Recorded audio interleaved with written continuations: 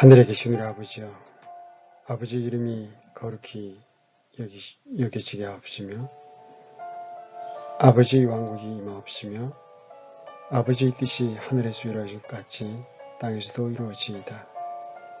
이날 우리에게 우리의 일용할 빵을 주옵시고 우리가 우리에게 빚진 자들을 용서하는 것 같이 우리의 빚을 용서하옵소서. 우리를 인도하사 시험에 들지 말게 하옵시고 다만 악에서 우리를 건지시옵소서. 왕국과 권능과 영광이 영원토록 아버지의 것이옵나이다. 아멘.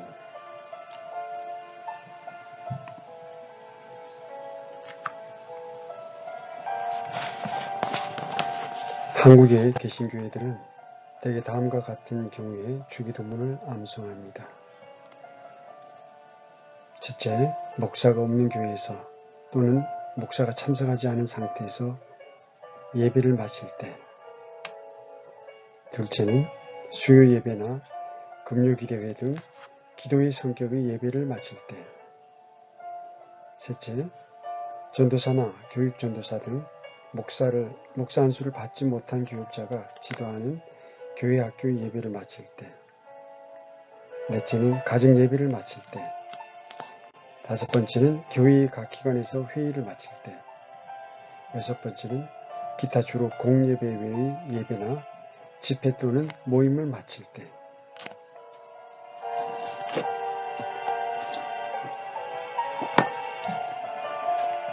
이처럼 주기도문은 주로 예배를 마칠 때 많이 암송하고 있습니다.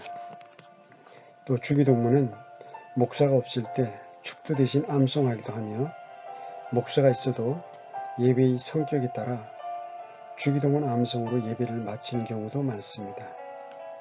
목사가 참여하지 않은 예배를 끝날 때 주기도문을 암송하는 이유를 물으면 많은 분들이 주기도문의 축도와 비슷한 영적, 물적 축복의 의미가 있기 때문이라고 말합니다. 개신교회와 달리 자유교회에서는 예배에서 주기도문을 암송하지 않습니다. 여기서는 그 이유와 주기도문 암송에 따른 문제들을 간단히 살펴보겠습니다. 주기도문의 배경은 주님의 기도는 실제로 주님이 하신 기도가 아닙니다. 예수님 당시 유대인들은 바리새인들과 서기관들이 가르쳐준 대로 형식에 가득한 위선적인 기도를 늘 반복해서 암송하였습니다. 그래서 주 예수님께서는 마태복음 6장에서 유대인들의 이런 잘못된 기도 관행을 고쳐주시기 위해 이 샘플 기도를 주셨습니다. 또 너는 기도할 때에 위선자들과 같이 되지 말라. 그들은 사람들에게 보이려고 회당과 거리 모퉁이에 서서 기도하기를 좋아하느니라. 진실로 내가 너에게 이르노니 그들은 자기들의 보상을 받았느니라. 오직 너는 기도할 때에 내 골방으로 들어가 내 문을 닫고 은밀한 가운데 계시는 내 아버지께 기도하라. 그리하면 은밀한 가운데 보시는 내 아버지께서 내게 드러나게 갚아주시리라. 오직 너희는 기도할 때 이교도들과 같이 헛된 반복의 말을 사용하지 말라. 그들은 자기들이 말을 많이 하여야 아버지께서 들으실 줄로 생각하느니라. 그러므로 너희는 그들과 같이 되지 말라. 너희가 너희 아버지께 구하기 전에 그분께서 너희에게 필요한 것들을 아시느니라. 이 말씀이 끝난 뒤에 예수님께서는 너희는 이처럼 기도하라고 하시면서 제자들이 기도해야 할 샘플 기도를 주셨습니다. 그러므로 이 기도의 제목은 제자들의 기도가 되어야 마땅합니다. 우리 주님은 결코 하늘에 계신 우리 아버지여라고 기도한 적이 없습니다. 그분은 항상 하늘에 계신 내 아버지라고 말씀하셨습니다.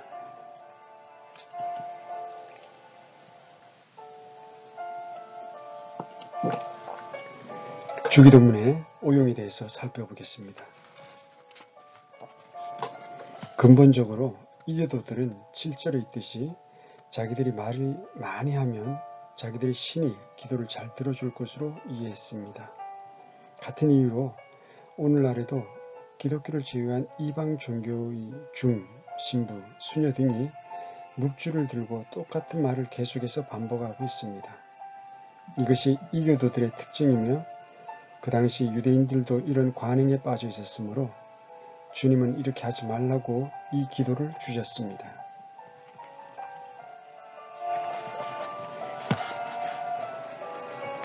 그러므로 무슨 모임에서든지 끝날 때 이렇게 하지 반복적으로 이 기도를 외우는 것은 주님의 의도에서 역행하는 것입니다. 또 어려움을 겪을 때 주기도문을 많이 외우면 문제가 풀린다는 주장도 이교도들의 생각과 같습니다.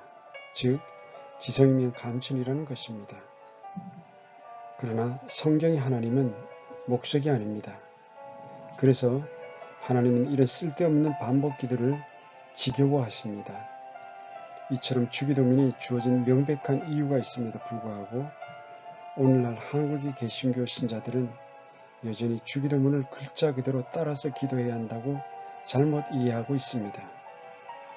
또 어떤 사람들은 주기도문이 무슨 특별한 영향력을 가진 것처럼 생각하고 마치 주문을 외우듯이 외웁니다.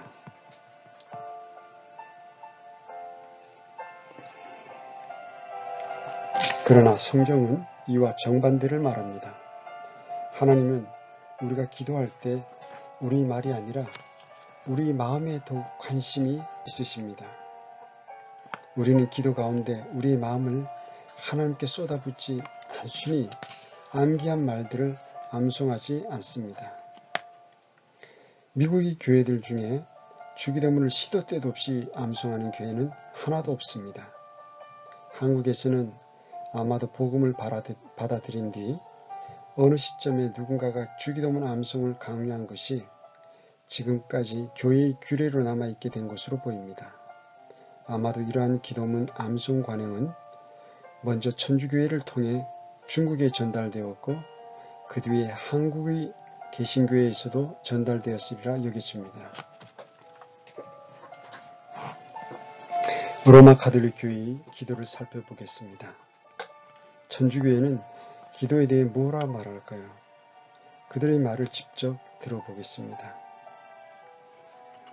기도는 내적인 충동이 자연 발생적으로 분출되어 하게 되는 것이 아니다. 곧 기도하자면 먼저 기도하려는 원의가 있어야 한다. 성서가 기도에 대해서 알려주는 것을 아는 것만으로는 충분하지 못하니 기도하는 방식도 배워야 한다. 그런데 성령께서는 살아있는 전승인 성전을 통해서 믿고 기도하는 교회 안에서 하느님의 자녀에게 기도하는 법을 가르치신다. 가톨릭 교회의 교리문답서 제4편 페이지 903쪽에 있는 이 얘기입니다. 가톨릭 교회의 교리문답서 인용문에서 우리는 심각한 논쟁의 여지가 있는 두 가지 진술을 발견할 수 있습니다. 첫째, 교리문답서는 이렇게 주장합니다. 기도는 내적인 충동이 자연 발생적으로 분출되어 하게 되는 것이 아니다. 그런데 성경에 의하면 그 반대입니다. 성경에는 자연 발생적으로 분출한 기도의 예가 수없이 많습니다. 그리고 하나님께서는 그러한 모든 기도를 들으십니다. 시편 3편 4절의 말씀입니다. 내가 내 목소리로 주께 부르짖음에 그분께서 자신의 거룩한 산에서 내 말을 들으셨도다. 셀라. 시편 30장 2절입니다. 오 주 내 하나님이여 내가 주께 부르짖음에 주께서 나를 고치셨나이다. 시편 62장 8절입니다. 백성들아 너희는 언제나 그분을 신뢰하고 그분 앞에 너희 마음을 쏟아놓으라. 하나님은 우리를 위한 피난처시로다. 셀라. 로마 가톨릭 주의 기도는 자발적으로 자연스럽게 마음을 쏟아놓는 것이 아니라 기도문에 쓰여있는 단어들을 끊임없이 반복하는 것입니다. 흥미롭게도 예수님께서는 이것이 이교도들이 하는 행습이라고 말씀하시면서 이러한 기도 방법을 금하셨습니다. 마태복음 6장 7절의 말씀입니다. 오직 너희는 기도할 때에 이교도들과 같이 헛된 반복의 말을 사용하지 말라. 그들은 자기들이 말을 많이 하여야 아버지께서 들으실 줄로 생각하느니라. 둘째, 가톨릭 교회의 교리문답서는 이렇게 주장합니다.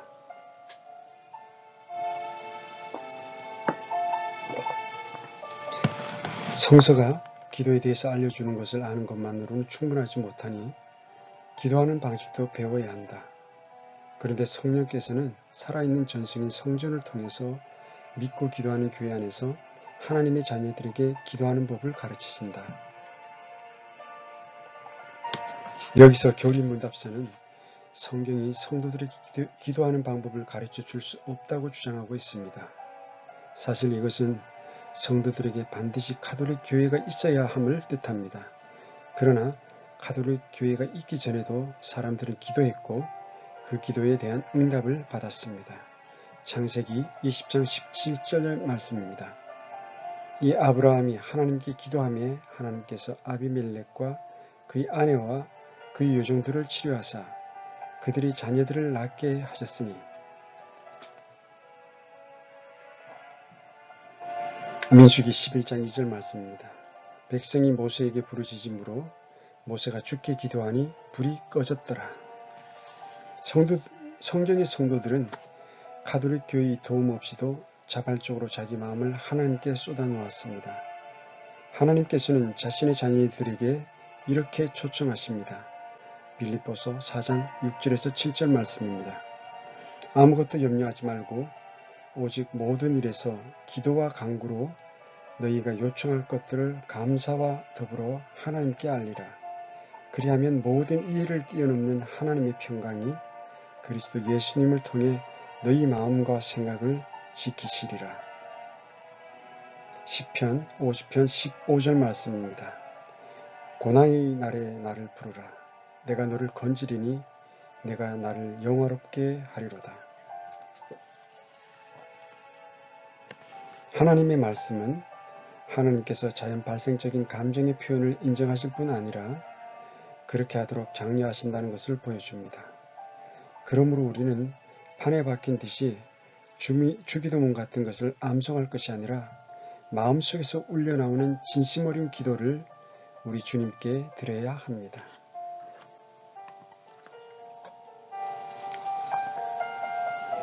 주기도문의 교리적 문제를 살펴보겠습니다.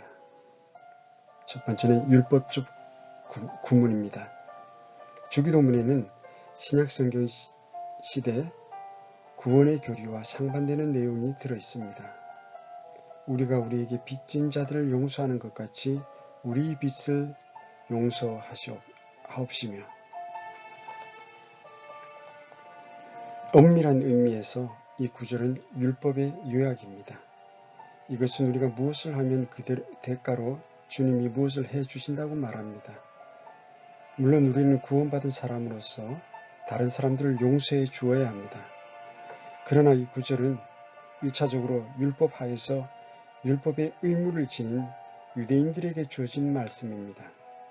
그러므로 이것을 의미 없이 외우다가는 연약한 지체들이 구원의 은혜를 잘못 이해할 수 있습니다. 성경에는 이런 부분이 덜어 나옵니다. 예를 들어 우리가 시편 51편을 사랑하여 외운다고 합시다. 밧세바와 간음한 이후에 책망을 받은 다윗이 자신의 참회의 심경을 여기에 적었습니다. 모두가 동의하는 내용이지만 11절은 우리가 따를 수 없습니다. 나를 주의 앞에서 쫓아내지 마시고 주의 거룩한 영을 내게서 거두지 마소서. 개역성경은 이것을 주의 성령을 거두지 말라고 기록합니다. 국내에는 이 부분을 그대로 담은 복음성가가 유행하므로 사람들이 이런 노래를 통해 주님께서 성령님을 거두어가는 일이 있다고 믿게 됩니다. 그러나 이런 일은 구약시대에나 가능하지 신약시대에서는 불가능합니다. 신약시대에는 한 번 구원받으면 신자 내에 성령님이 영원히 내주하십니다. 이것은 마치 한 번 해병되면 영원히 해병된다라는 구호와 비슷합니다. 아마도 해병대가 성경에서 이런 구호를 발견했을지도 모릅니다. 한 번 구원받으면 영원히 구원받습니다.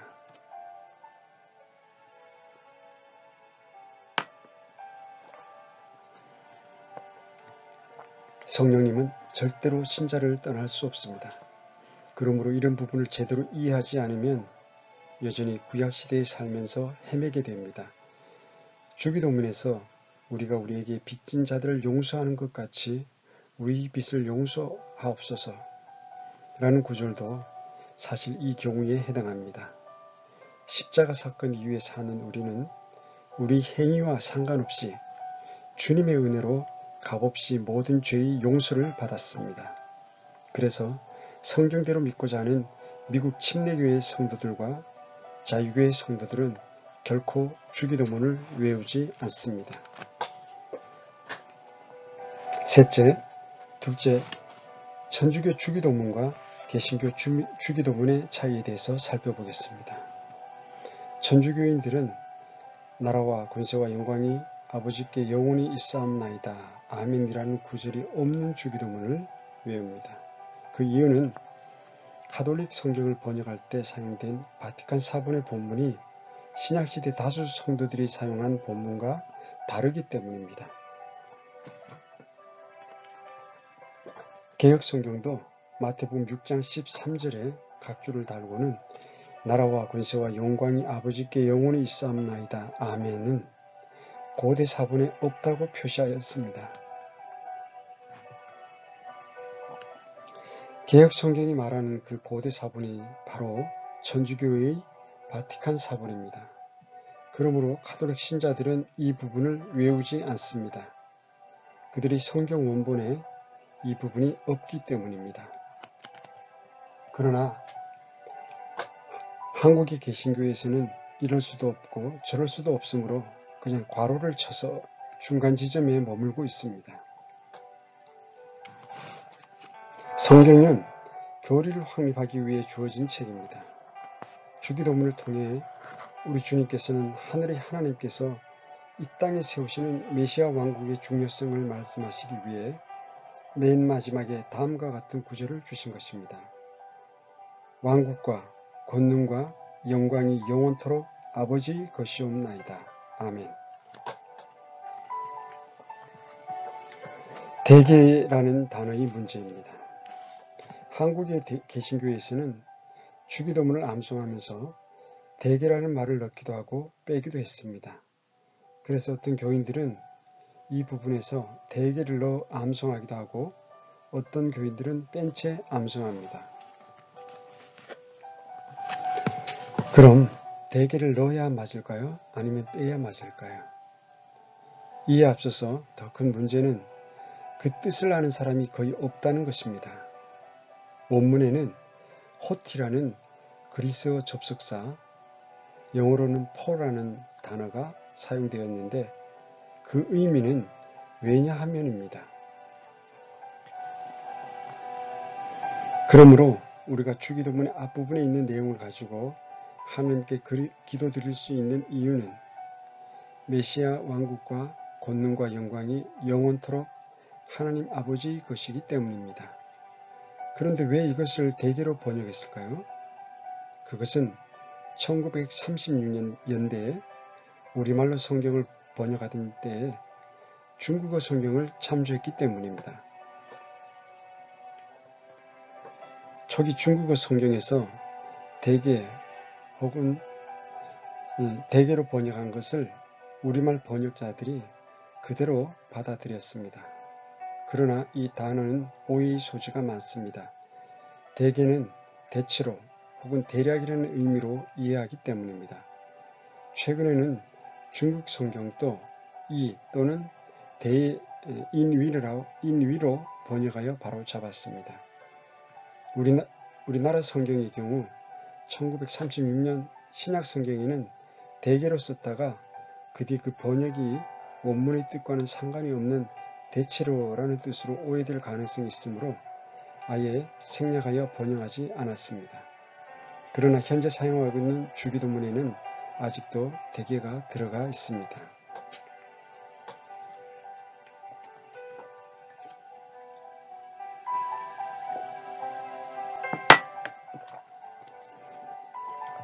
네 번째 우리가 살펴볼 것은 나라가 아니라 아버지의 왕국이 임한다라는 것입니다.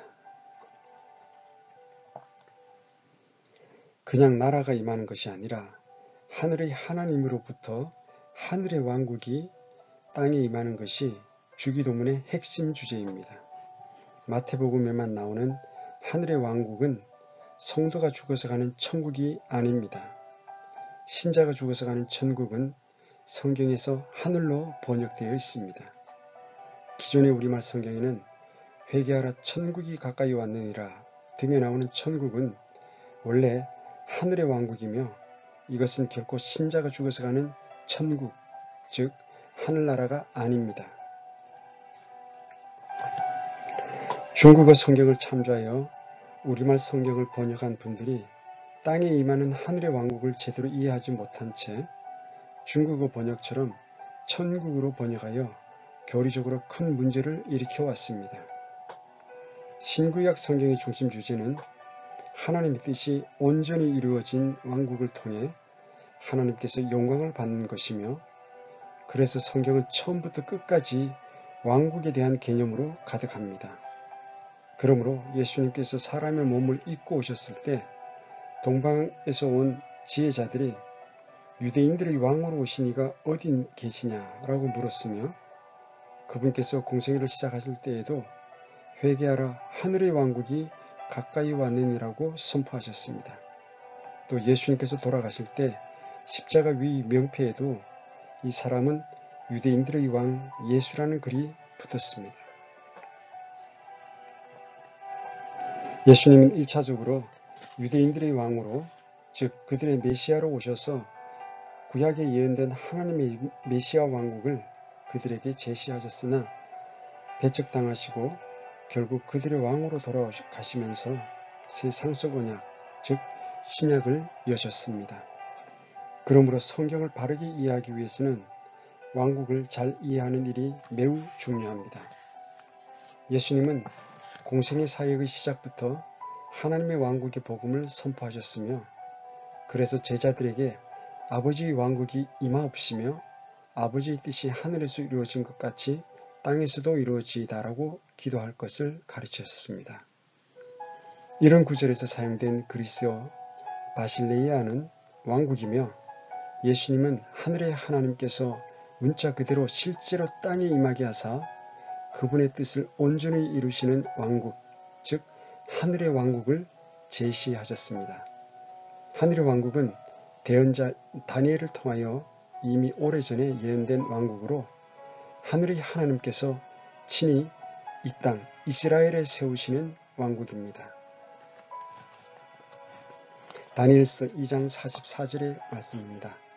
이 왕들의 시대에 마지막 때에 하늘의 하나님께서 한 왕국을 세우실 터인데 그것은 결코 멸망하지 아니하리라. 예수님은 바로 이 왕국을 유대인들에게 제시하시고 침례자 요한의 사역과 각종 기적과 이적과 표적을 통해 자신이 메시아임을 보이셨습니다. 그러나 그들은 의도적으로 그분을 거부했고 그들의 불신으로 말미암아 이방인들에게 하나님의 긍휼이 전달되었습니다. 한편 예수님의 재림 전에 선포될 복음도 천국 복음이 아니라 왕국의 복음입니다. 마태복음 24장 13절에서 14절에 기록하고 있습니다. 그러나 끝까지 견디는 자, 곧 그는 구원을 받으리라. 왕국의 복음이 모든 민족들에게 증언되기 위해 온 세상에 선포되리니 그제야 끝이 오리라. 여기서 끝까지 견디는 자는 목숨을 내걸고 주님께 헌신하는 자가 아니라 세상이 끝나는 때까지 견디는 자를 말합니다. 그러므로 이것은 1차적으로 유대인들 가운데 믿음으로 7년 환란기를 통과한 사람을 가리키며 그들은 이방인들의 충만함에 이른 뒤에 모든 이스라엘이 구원을 받는다는 말씀이 성취될 때에 구원받는 자들입니다. 그래서 7년 환란기에는 하늘의 왕국이 가까이 왔다는 왕국의 복음이 전 세계에 퍼지고 그 이후에 우리 주님께서 하늘로부터 강림하셔서 이 땅 이스라엘에 문자 그대로 1000년 동안 메시아로서 철장 권세를 가지고 천년 왕국을 세워 통치하실 것입니다. 예수님의 제자들과 신실한 성도들은 이스라엘의 회복과 예루살렘의 구속을 바랐고 그래서 처음부터 그들에게는 왕국의 도래가 가장 큰 관심사였습니다. 그러나 그들의 대부분은 예수님의 죽음으로 인해 이스라엘의 구속이 사라진 것으로 생각하고 실망에 잠겼지만 예수님의 부활 소식을 듣고는 예수님이 승천하기 전에 무엇보다 먼저 왕국의 회복에 대해 물었습니다. 사도행전 1장 6절 말씀입니다. 주여, 주께서 이때 그 왕국을 이스라엘에게 다시 회복시켜 주고자 하시나이까. 이때 예수님께서는 왕국의 회복이 하나님의 권능 안에 있으므로 너희는 나가서 복음을 선포하라고 하셨고 이에 그들은 왕국의 회복을 바라며 복음을 선포하였습니다. 특히 베드로는 유대인들이 회개하고 돌아오면 예수님이 다시 오신다고 강하게 권면했습니다. 복음의 초기에는 이렇게 왕국의 회복과 관련해서 유대인들에게만 복음이 선포되었으며 이방인들의 구원은 그로부터 약 10년이 지나서 스데반의 순교 이후에 이루어졌습니다.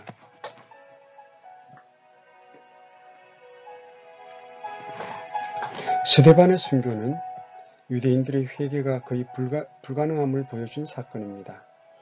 이로 말미암아 복음 사역은 유대인 중심에서 이방인 중심으로 전환되었습니다. 결국 유대인들의 불순종으로 인해 주후 70년에 로마의 티투스가 예루살렘과 성전을 회파시키고 유대인들을 추방하여 왕국의 회복은 이방인들 중심의 교회 시대 이후로 미루어지게 되었습니다. 물론 구약의 대언자들이 말하고 예수님이 초림 때에 세우려 했던 하늘의 왕국은 예수님의 재림 이후에 천년 왕국에서 문자 그대로 위엄 있게 이루어질 것입니다. 기존의 우리말 성경을 제외한 다른 나라의 모든 성경에서 왕국으로 번역된 킹덤은 성경에 342회 나오며 이것은 원래 왕권을 의미했으나 후에는 주로 왕이 다스리는 통치체제, 즉 왕국을 의미하게 되었습니다. 이런 중요한 단어를 나라나 천국 등으로 일관성 없게 번역하면 성경의 핵심 주제를 제대로 이해할 수 없게 됩니다. 그 결과 인본주의자들은 누가복음 17장 20에서 21절 등을 인용하여 천국이 장소가 아니라 마음의 상태라고 주장합니다. 기존 우리말 성경의 나라는 원래 왕국입니다. 왕국을 천국 혹은 나라로 바꾸는 것은 성경 전체의 핵심 주제를 완전히 가려 성도들의 성경 이해를 가로막는 심각한 폐해를 낳으며 그 결과 교회가 이스라엘을 대체했다는 이스라엘 대체 신학이 주류를 이루게 됩니다.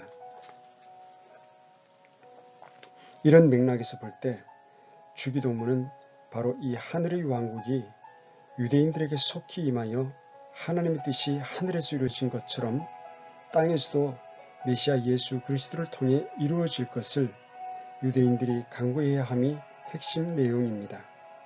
그러나 우리말 성경은 이런 기본적인 교리도 제대로 전달하지 못하게 용어가 변경되어 있습니다.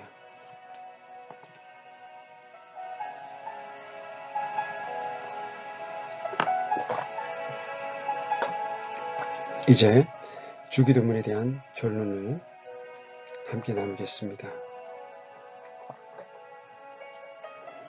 주님의 기도는 우리가 어떻게 기도해야 할지 가르쳐 주시기 위해 주님께서 친히 가르쳐 주신 하나의 모범 기도입니다. 그래서 주기도문은 우리에게 기도하는 법을 가르쳐 주며 기도에 포함되어야 할 것들을 알려줍니다. 또한 주기도문은 결정적으로 하늘에 계신 우리 아버지라는 말씀을 통해 우리가 기도드릴 대상이 하나님 아버지임을 가르쳐 줍니다. 그분의 이름이 거룩히 여김을 받으시오며 하나님께 예배하고 하나님께서 거룩하신 하나님이심을 인해 그분을 찬양할 것을 가르칩니다. 이 외에도 주기도문에는 하나님 뜻이 이루어질 것, 우리 필요를 공급해 주실 것, 죄를 극복하고 승리의 삶을 살 수 있도록 도와주실 것, 사악한 자들의 공격으로부터 보호해 주실 것 등의 간구가 들어있습니다. 이런 좋은 내용에도 불구하고 주기도문은 반복해서 외우는 것을 금하기 위해 우리 주님께서 유대인 제자들에게 알려주신 샘플 기도입니다. 그러면 주기도문을 외우는 것이 잘못일까요? 물론 아닙니다. 주기도문을 하나님께 그대로 암송해 드리는 것 자체가 잘못은 아닙니다.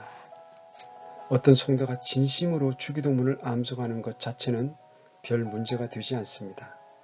그러나 기억할 것이 있습니다. 기도 가운데 하나님께서 관심을 두시는 것은 하나님과 교통하는 것이며 또 우리 마음에서 진심으로 흘러나오는 말이지 우리가 암송하는 특정한 형태의 말이 아닙니다. 이제부터는 개신교에서 주기도문을 외우시는 분들도 이런 내용을 이해하고 바르게 행하면 좋겠습니다. 즉 의미 없이 예배나 모임의 끝에 주기도문을 붙이지 말았으면 좋겠습니다. 또 외우지 않는 분들도 외우지 않기 때문에 극도의 자만에 빠질 필요가 없습니다. 비록 우리가 우리에게 빚진 자들 용서하는 것 같이 우리 빚을 용서하옵소서라는 구절이 교리적으로 문제가 될 수 있지만 그 외의 다른 부분들은 전혀 문제가 없습니다. 사실 구원받은 성도로서 우리가 우리에게 빚진 자들을 용서하는 것 같이 우리 빚을 용서하옵소서라는 구절의 의미를 잘 이해하면 남을 배려하고 용서하고 사랑하라는 주님의 명령을 배울 수도 있습니다.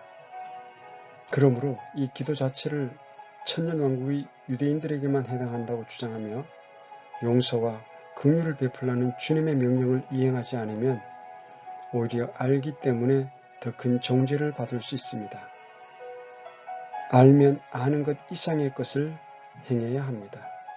잘 모르는 처지의 형제들을 이해하고 진리로 잘 인도해야 합니다. 신약교회의 초기부터 자유교회 성도들은 주기도문의 정신을 살려 유일하신 참 하나님이신 아버지에게 경배하며 하나님의 왕국이 이 땅에 속히 임할 것을 기도하고 하나님께서 우리의 모든 필요를 채워주실 것을 기도해 왔습니다.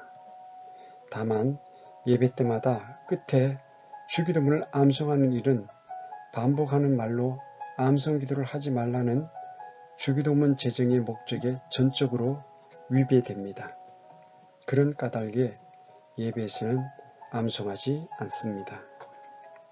마태복음 6장 7절에서 8절 말씀입니다. 오직 너희는 기도할 때에 이교도들과 같이 헛된 반복의 말을 사용하지 말라. 그들은 자기들이 말을 많이 하여야 아버지께서 들으실 줄로 생각하느니라. 그러므로 너희는 그들과 같이 되지 말라. 너희가 너희 아버지께 구하기 전에 그분께서 너희에게 필요한 것들을 아시느니라. 아멘. 자, 오늘 주기도문에 대해서 함께 살펴보았습니다. 주님께서 제자들에게 가르쳐주신 기도 샘플, 주기도문, 그 주기도문을 주신 의미와 뜻을 잘 이해하시고 우리가 앞으로 교회 생활 하시면서 줄기도문을 주신 목적과 그 본의를 정확히 알아서 주님의 뜻에 준행하는 우리 모든 구독자님들 그리고 사랑하는 성도님들 되시기를 간절히 기도합니다. 오늘도 함께해 주셔서 감사합니다. 평안하십시오.